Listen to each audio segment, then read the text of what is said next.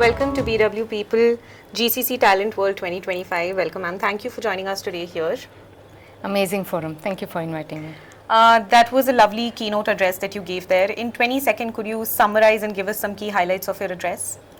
I think I wanted to draw attention to the HR team, which is the backbone of the organization. This how is structures shaping through this evolution of GCC.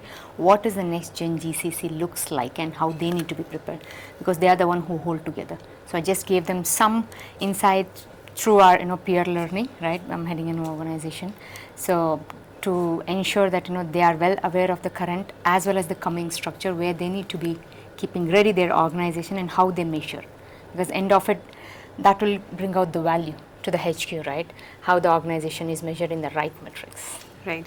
So when you talk about the future, where do you see the India's GCC ecosystem headed, let's say in the next 5 years?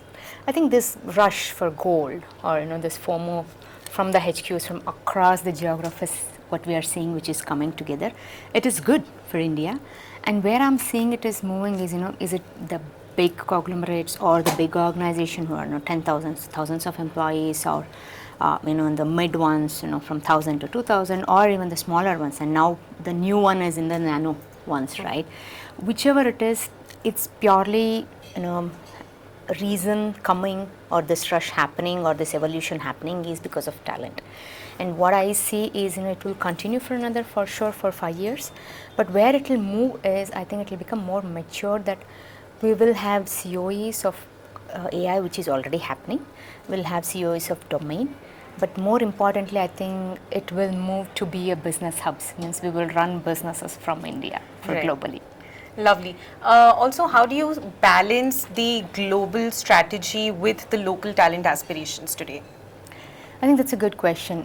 What I see and what I feel what is happening is the pure reason why they come here to ensure to reach or attain that end strategic goal, either it is a customer experience or is it a end customer impact, how we are going to do. I think that is well read by the organizations and the talent here. And how we balance is obviously, right, you don't need to hire the new age kids just to for the sake of okay, this is the role you need to do, but what is the idea they have about the product, what is the idea they have about what they can contribute to the next customer. That is the thing we need to track from the audience, and that's how you balance for the amount of enormous growth we are seeing.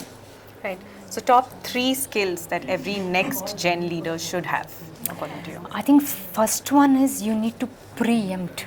The preempting skill and understanding what is required from your global as well as what is expected from your team here. So the preempt that trend from the global. Second is definitely, I would say, the empathy. Right, it is very important. And if you have to balance, both, you have to ensure that talent is ready. Either upskill, reskill, reinvent, bridge it, or bridge with the ecosystem. So these are the 3 things which will ensure that you balance it. Any leader, right, or anyone HR fraternity or anybody, to ensure that continuity is there and we keep fueling. Because if you have to fuel this growth, you need to keep fueling. For that, all these 3 are very important. Thank you so much for joining us, and thank you for the insights. Thank you. Thank you.